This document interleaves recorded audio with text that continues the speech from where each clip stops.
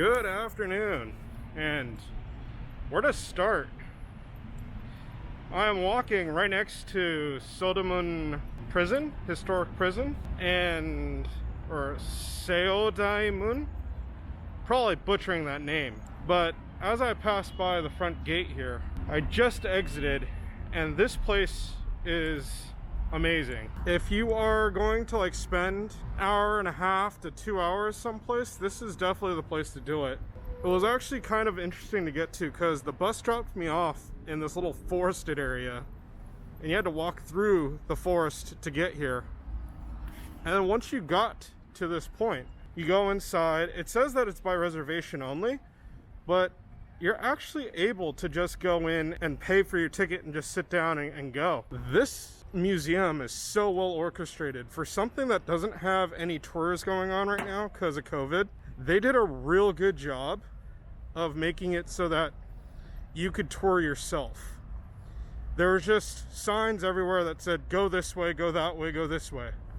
And it makes sense. But the big thing is that some things have like zero English. And of course that's almost to be expected because you're in Korea, so it's only in Korean. But the way that you walk through, there's so many different things to actually see. And the way it began was kind of sketchy at like the minimum to say. You walk through this, like, I don't even know what to call it, just this building that has a prison on the bottom of it, like actual like jail cells and everything, and a torture center.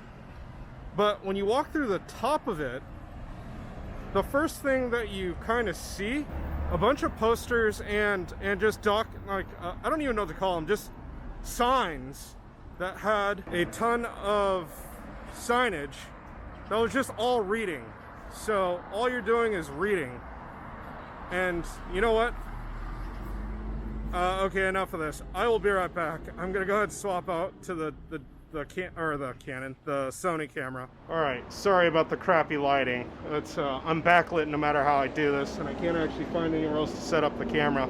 I could set up the tripod, but I'm actually somewhat in a rush because I want to get to the next part of town so I could get lunch and then get going to the next site. But going back to the signs, right, is what I was talking about. They had a bunch of signage in this first building, and it was just a bunch of reading.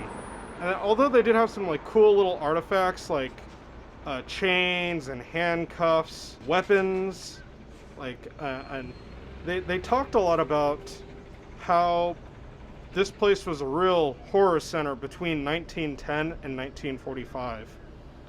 And it makes sense. That's pretty much when the Japanese were here and they were doing their thing, trying to make everyone's lives like just really, really miserable. And in a weird way, they were really succeeding at doing that, as in creating everybody's misery into their lives. And this place is kind of proof of that. So after all the signage, though, you go downstairs, and that's kind of where everything turns from like signage to actual like displays of stuff, dioramas, if you wanted to say so, or the actual jail cell. And you walk through, and it literally is just like where they did their tortures, you know, the cells that they would interrogate prisoners at. And they really kept it up. It looks legit, and it's really good. They even have sounds and noises, people screaming and shouting, like recorded, playing on a stereo system. And it was really neat to go and experience that and see all that. They also had a recreation model of the Dead Man House, which is where they would take prisoners to go kill and hang, and then you'd go claim the body at that place. Just a quick interjection here about that. The actual place that they did that at, you're not allowed to take photos or film at. So I actually have a little bit of me going up into it and then noticing that there's a no filming, no photography sign. Strangely enough, there was a film crew in there when I actually went. That was neat to see. But going back into it, once you exit that downstairs area and come back up, that's when you go into the main prison, and man, is it massive. Again, the very beginning has this like center for where you would write up like the prisoners coming in, what jail cell they're going to be, taking their items from them, marking everything, and then moving them on into the actual prison.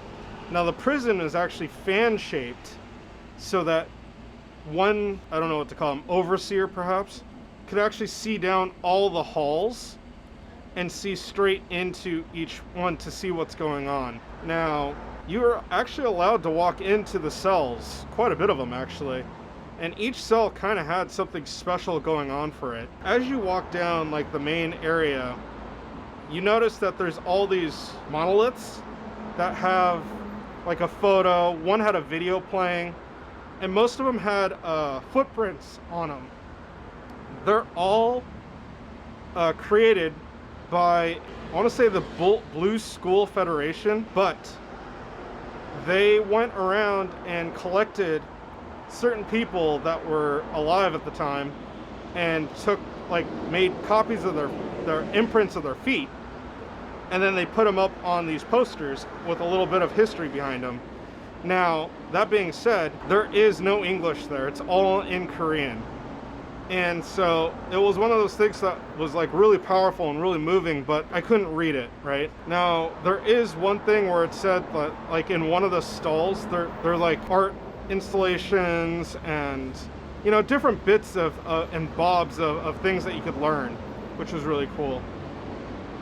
And then one of the cells actually had like say a thank you to the group that created this. And I actually wrote a little note to say thank you and to learn a little bit more. It was really cool. It was really, really well done. And then the path just leads you from one building to the next. The next building actually had this whole history of like forced labor that the Japanese did to the Koreans while they were here.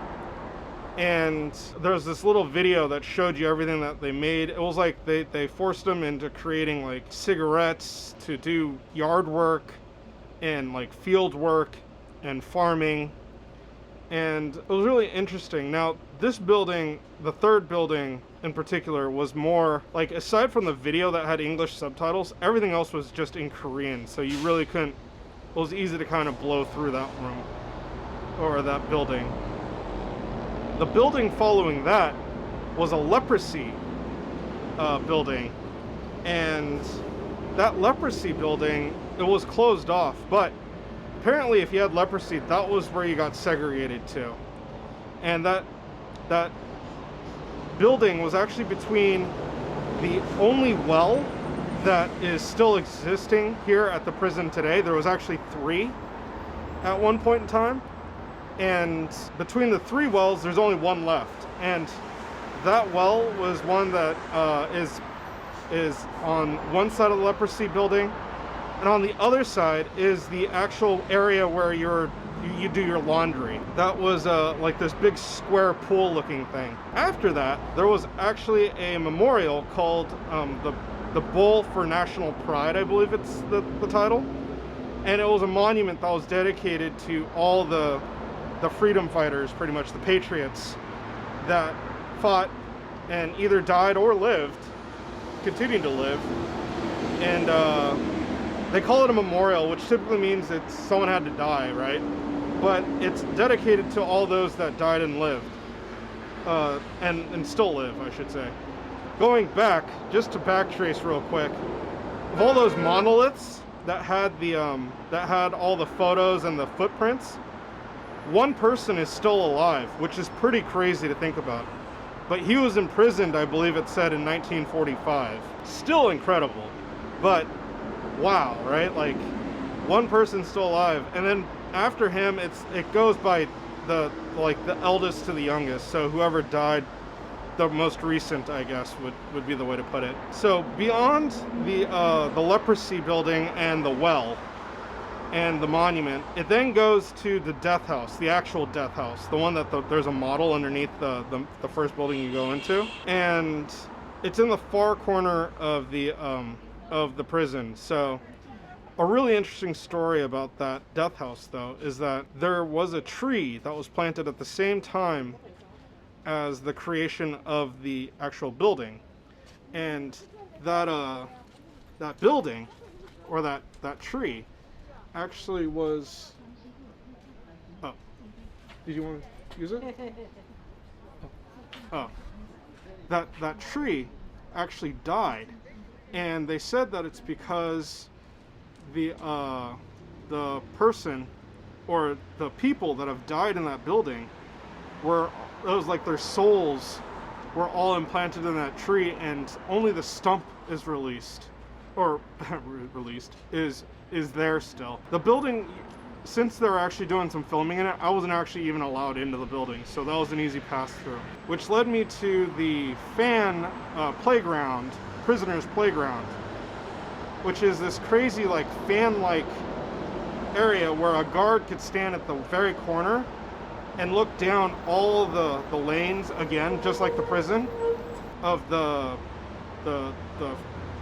I don't even know what to call it, the barricaded area. And then prisoners could go in and walk around and run and actually get some exercise while still being monitored. That was really neat to see. That was actually destroyed quite a while ago. It was demolished, I should say, not destroyed. It was purposely demolished, and then they brought it back, I think it said in 2007 or something, and it's actually only 20 meters from where it once actually stood. After looking at historical documents, that was pretty neat. From there, you go into a warehouse, which there really wasn't anything in the warehouse, so that was an easy walk through. And then behind the warehouse is the female prison, where they had all the female patriots locked up. And that was actually really interesting to see, because they really dedicated it to the patriots, the female patriots there. And it wasn't in that building, it was actually in one of the previous buildings where I saw some of the, in the death house. The youngest person that I saw in the death house that was hung was a girl. She was only 18 years old, if that. I think in Korean years she's only 17. But, or she was actually 19. Sorry, it goes the other way, right? And so it was really, really crazy to see all these different things, and a lot of patriots that met here actually, when they got out, formed an even stronger like union in order to fight, like in order to continue fighting against suppression. And so that was really cool. One of the really cool rooms in there was A Patriot and Me, which was a mirrored room that had all the photos of female prisoners at that time. And then right across from it was one of the prison rooms that actually had all the items that people would be wearing, or like historic dollies and stuff like that. Which kind of just, that leads to the end of that tour. Again, that was about 2 hours because of me reading slowly, trying to memorize things, and you know, interacting with some of the exhibits. The prison is definitely worth going to, and it's less than $3 to get in. It's 3,000 won, so I think that comes out to like $250. Yeah, it was totally worth the price of admission, and it was pretty dead when I went, so obviously right now tourism must be down. But I highly recommend, and yeah, if you're in the area, just check it out. I will go get lunch now, and I'll catch you on the next video.